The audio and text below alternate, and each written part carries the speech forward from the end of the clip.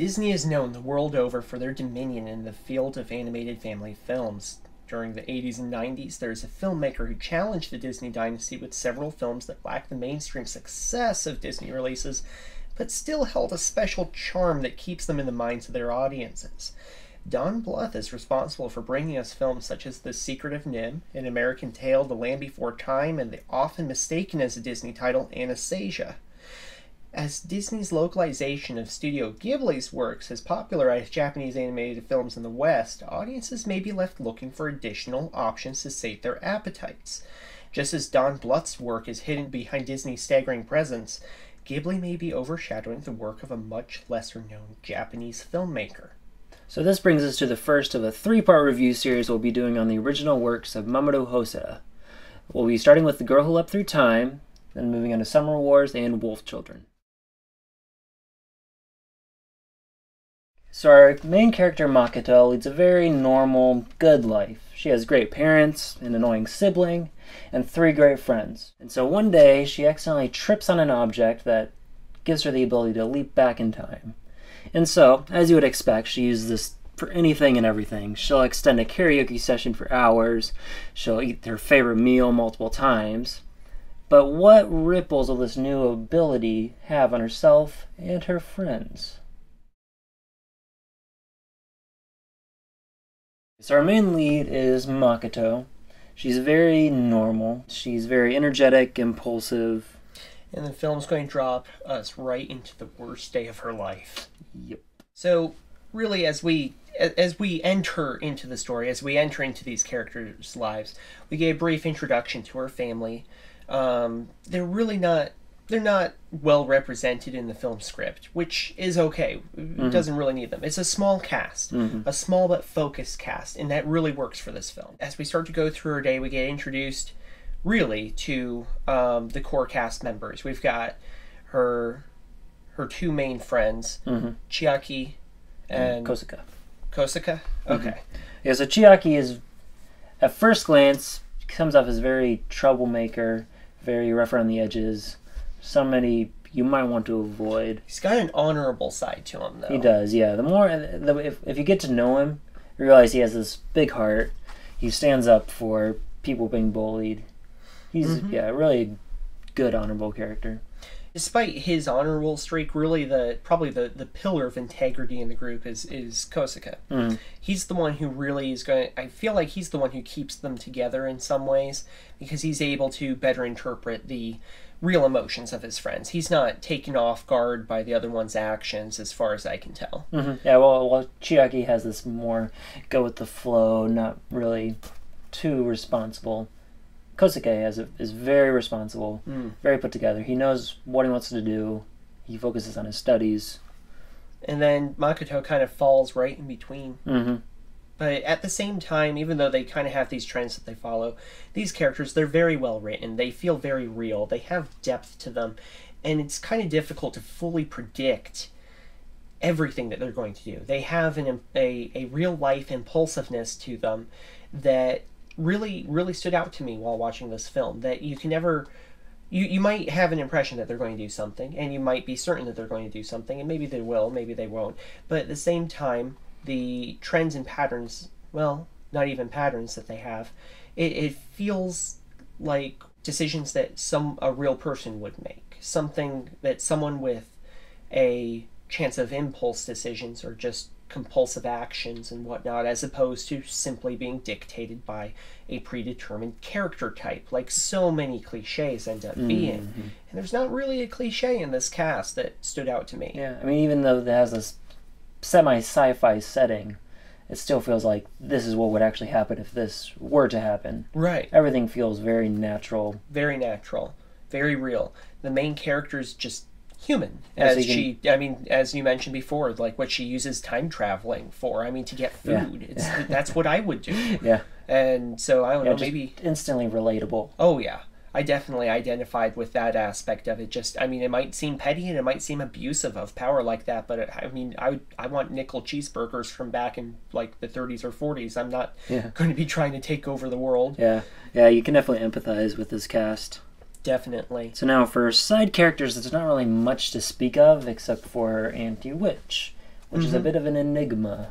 You never really get to know much about her character. I hazarded some guesses as to her identity and whatnot throughout the course of the film. Tried to figure out, I mean, we don't even really know, is Anti-Wish just a nickname that the family has given her? I mean, they call her that to her face. Is that her actual name, that poor lady? Maybe she actually is a witch. Like, yeah. Huh, okay.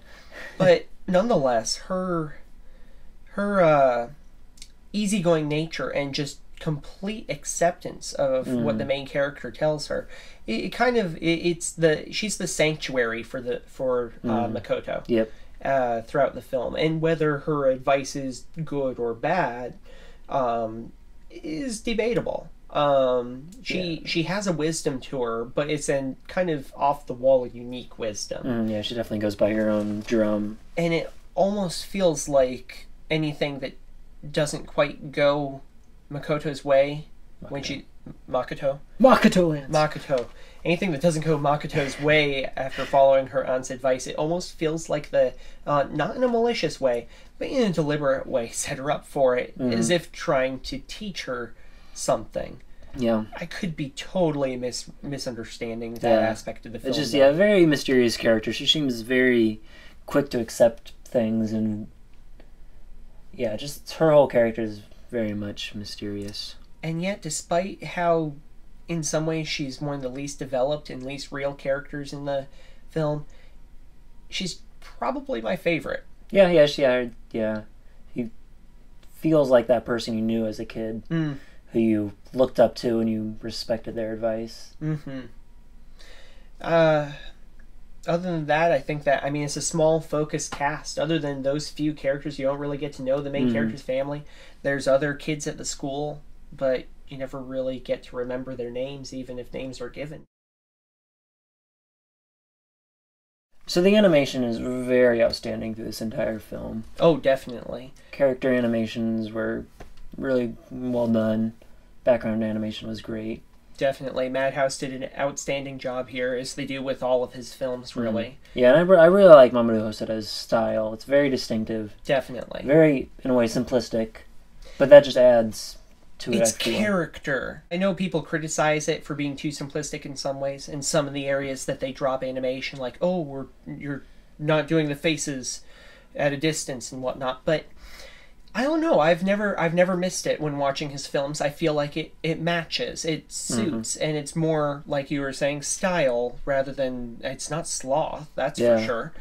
I mean, it's simplistic, but at the same time, it's just bursting with detail. Yeah, the backgrounds and everything, and there's life, and that seems to be something he's really good at. Yeah, the world just feels so lived in. You can see clubs in the background doing their activities. Hints of routine. Yeah, very well done.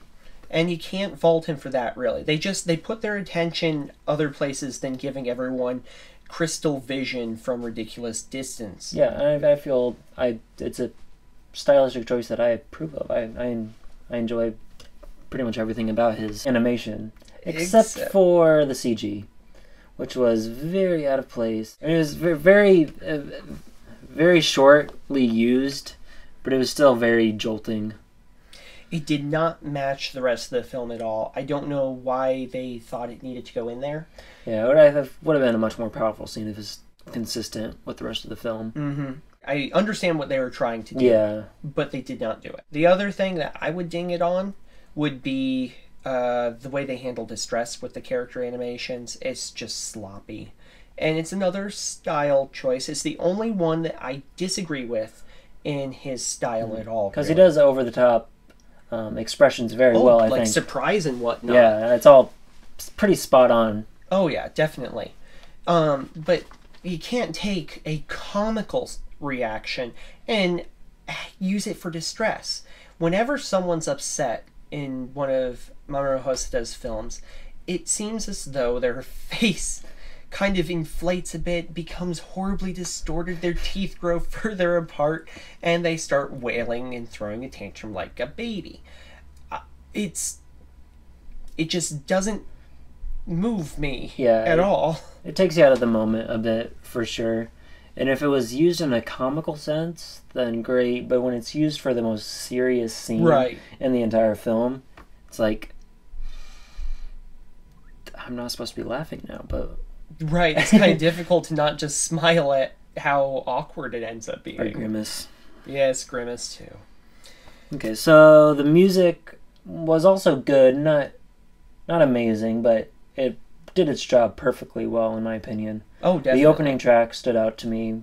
It's one if I hear it, it just instantly brings back good memories from watching this film. The use of classical music was another high point for me. I felt it just brought this very good atmosphere to the scenes it was used. I like the soundtrack. I just don't remember it. Mm-hmm. So it didn't have any stand out enough moments to really stick in my mind. I don't feel like running out and buying the soundtrack like I do with some other films. Mm. But I know it did its job. It complemented the film just the right way. Mm-hmm. And so I know that, it, like I said, it did its job. There was one moment, while I don't remember the music, I do remember that this happened in general, and I do appreciate these moments when they're able to make it that the soundtrack is part of the film, leading up to, and this was the only good point with the aforementioned awkward CG moment, you get to see a student playing the piano in the background, and what he is playing continues to complement the scene as the horrible CG happens, and that the characters are hearing what we the viewers are hearing as the soundtrack. I just like that touch, and it was the nice little light at the end of the tunnel there, I guess. Yeah. The dub was also very well done. Oh yeah, definitely. Perfect, really. Definitely. They I don't think they could have casted the characters any better. Mm-hmm. The only flaw I would give for the voice cast would be with the main character Makoto, right? Makoto? Close enough. Ugh. With her voice actress, and this may just be more the fault of the animation. During the aforementioned distress scenes, when the character is wailing, the voice actress is also wailing. And it's just kind of painful to hear. Yeah, subtlety would have been much better. But at the same time, she did match what they drew. So I don't know. Yeah, and that was the only downside. Everything else was very well done. Except for a couple little clips in the script. Mm-hmm. Yeah, the script is very consistent throughout, except for a few hiccups where they'll throw in a few dirty jokes that just don't mesh with everything else. This is almost a family film. Almost. So close. And then they throw in a couple of dirty jokes that you do not want to be explaining to your kids.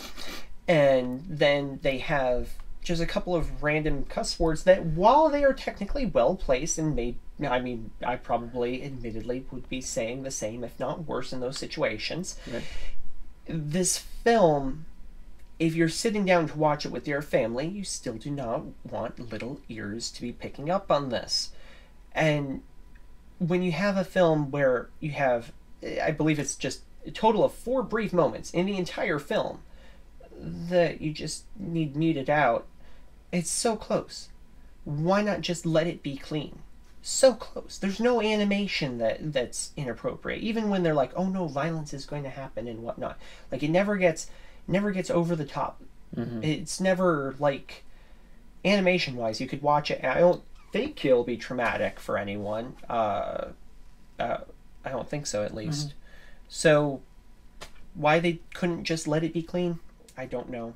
Yep. So by the end of the film, I kind of had mixed feelings.